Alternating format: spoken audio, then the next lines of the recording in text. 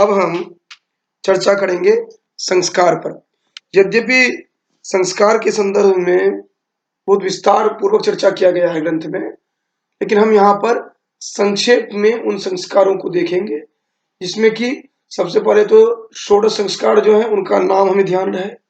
दूसरा, वो क्या है, अर्थात उसमें जो कर्म होता है वो ध्यान रहे, और उससे संदर्भित अन्य जो विशेष बातें हैं वो ध्यान में रहे। तो सबसे पहले तो यह है कि संस्कार की आवश्यकता क्यों है, क्यों पहले तो संस्कार है क्या, फिर संस्कार का उद्देश्य क्या होगा, क्यों संस्कार की आवश्यकता पड़ती है, उसके बाद किस तरह से किनके लिए किस तरह का संस्कार है, और फिर उसके बाद इनके संदर्भ में जो अन्य अन्य चर्चा है उनको देखेंगे। फिर संस्कार के संदर्भ में जो भिन्न भिन्न विद्वानों के द्वारा जो उसके संदर्भ में संख्या बताई गई है इसको देखेंगे, और फिर हम एक एक करके उन संस्कारों को देखेंगे। तो सबसे पहले हम देखते हैं क्योंकि संस्कार है क्या। यहाँ पर संस्कार पद को देखते हैं। ये संस्कार का अभिप्राय क्या है कि जिसे दोष जिस माध्यम से पवित्र किया जाए, अर्थात दोष रहित किया जाए, जहां पर उसे निर्मल बनाया जाए, प्यूरिफाई किया जाए, मूलतः उसका उद्देश्य यही है। कह रहे हैं कि जैसे जैमिनी सूत्र में अगर देखा जाए तो वहां पर आशय देखते हैं जो कि पवित्र या निर्मल कार्य से लेते हैं। अब यहाँ पर देखिए, जो कि कोई भी आप कार्य करते हैं तो उसके लिए आवश्यक होता है, क्योंकि जो भी आपका लक्ष्य है उस लक्ष्य के लिए जरूरत होती है जो कि आप उसको सिस्टमेटिक तरीके से प्रस्तुत करें, अर्थात वह मल रहित रहे, निर्मल रहे।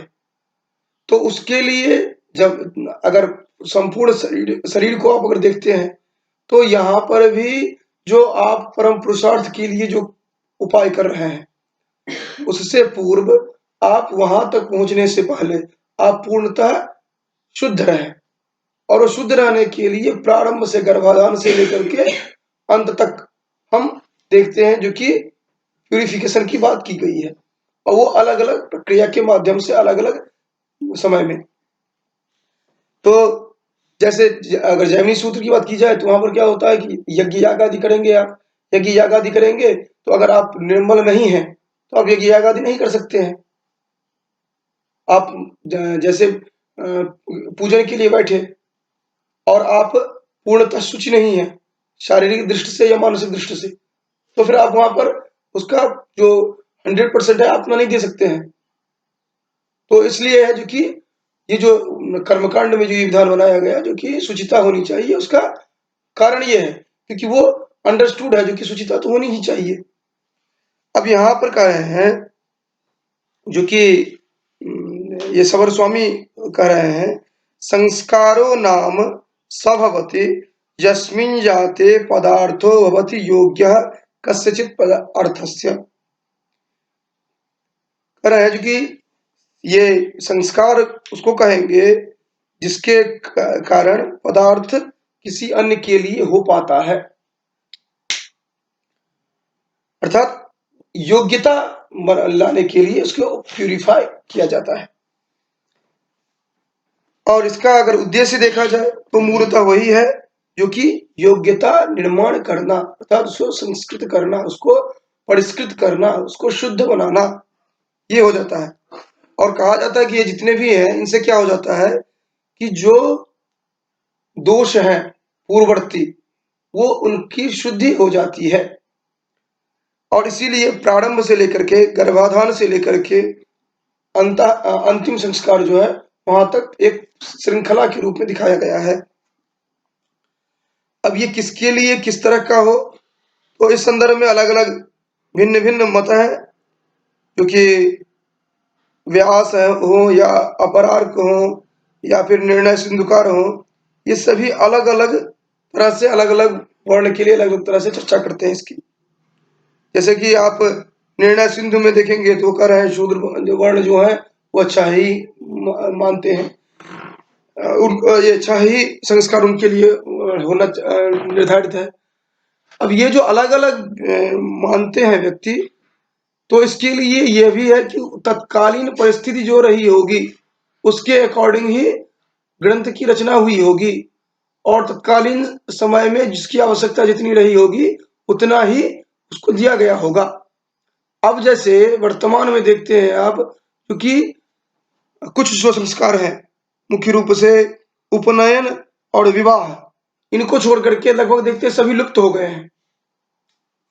क्योंकि कुछ समय तक देखते थे जो कि हमारे समाज में भी मुंडन संस्कार तक दिखता था, लेकिन उससे पूर्ववर्ती जो संस्कार है उनको दिखते ही नहीं है। नामकरण संस्कार का ज्यादा कदा दिख जाता है। और उसके बाद अब वर्तमान समय में जो देखते हैं, जो कि ये उपनयन और विवाह संस्कार जो है, वो भी एक नाम मात्र का एक फंक्शन मात्र रह गया है। वस्तुतः जो उसका औचित्य जो है, वो संस्कार के रूप में न रह करके वो केवल एक फॉर्मेलिटी हो गई है कि हमारे यहाँ किया जाता है तो हम कर लेते हैं। तो समय, देश काल परिस्थिति के अनुसार यह अलग अलग तरह से बदलता रहा है। तो और इसी का यहाँ पर वह ग्रंथकार जो है उसका उल्लेख करते हैं। लेकिन देश बदले, काल बदले या परिस्थिति बदले, जो प्यूरिफिकेशन का जो प्रोसेस है वो तो रहेगा ही।